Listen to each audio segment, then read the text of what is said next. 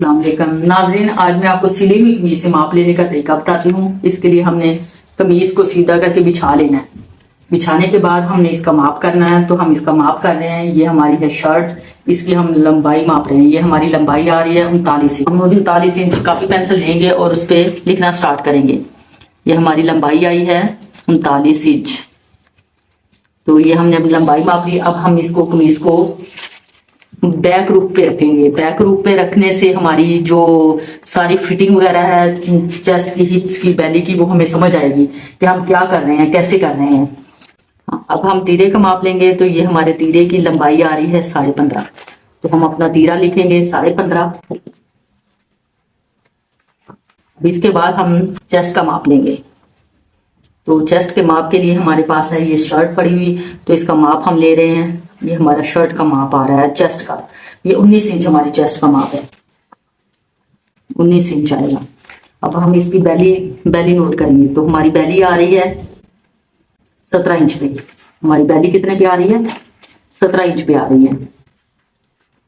ये हमारी मुकम्मल शर्ट थी और ये हमने तीरे का माप कर लिया, इधर से हमने चेस्ट का कर लिया। अब बेली का हो गया। अब हमारे हिप्स का माप आएगा।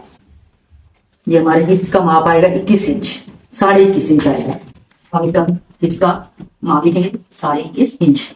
इसके बाद बाज लोगों को ये नहीं पता होता कि हमने इसकी फिटिंग कितनी रखनी है। जब वो माप तो ले लेते हैं, कापी पेंसिल से लिखा होता है, लेकिन उनको समझ नहीं आती कि हमने इसकी फिटिंग की लंबाई कितनी रखनी है। तो हम ऐसे कमीज को इस रुख पे रख के तो इसकी माप करेंगे। तो ये हमारा माप आएगा 13 इंच। ये हमने ना चाक के स्टार से लेके तो हमने कंधे तक लेके आए थे, तो इधर से हमारा ये 13 इंच आ रहा था। ये हमारा 13 इंच फिटिंग की लंबाई आ रही है। फिटिंग की लंबाई हमने मापनी है। तो जो फिटिंग की लंबाई 13 इंच आ रही है, बाज लोगों की ये फिटिंग की लंबाई 10 इंच या 11 इंच भी होती है। अब इसके बाद हमने कंधे का माप करना। तो ये हमारा है कंधा। कंधे का माप हम गुलाई में भी ऐसे भी कर सकते हैं, लेकिन हमने इस तरह तिरछे रुख का करना है। तो तिरछे रुख में हमारा आएगा 9.5 इंच। अब इसके बाद हमने बाजू की लंबाई माप करनी है। बाजू की लंबाई हमारी यार इधर से नहीं माप करनी, इधर से नहीं माप करनी, हमने स्टार से ऊपर से लेके तो ऐसे माप करना है। ये हमारे 17.5 इंच शर्ट की बाजू की लंबाई है, 17 इंच है। इसके बाद हमने ये देखना है कि हमारे स्टार से कितना बाजू आ रहा है।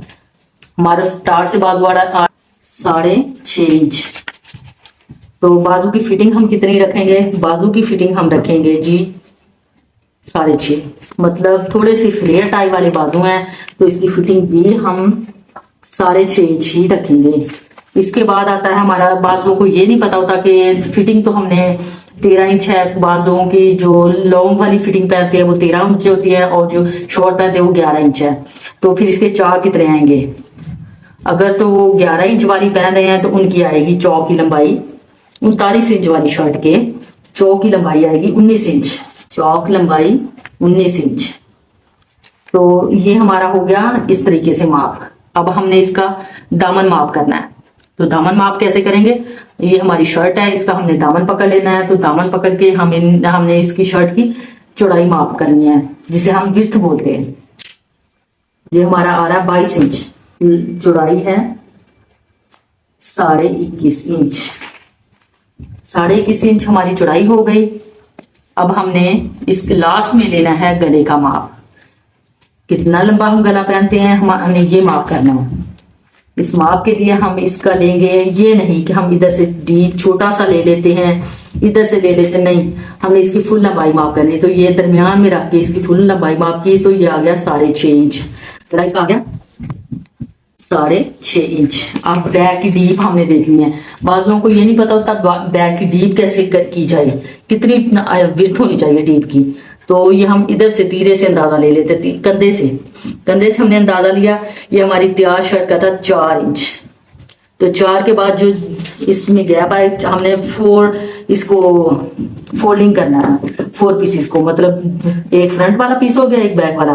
तो 2 पीस जब फोल्ड किए, फोल्ड करने से हमारी 4 इंच आ गई। ये 4 इंच हम लगाएंगे। इसके बाद बाकी जो है वो डीप बचेगा, वो इसकी डीप गहराई होगी।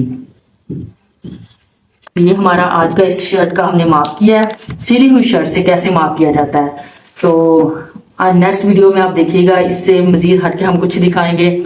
तो आपको इंशाल्लाह उम्मीद है कि अच्छे तरीके से समझ आ गई होगी। ठीक है, दुआ में याद रखिएगा। अल्लाह हाफिज।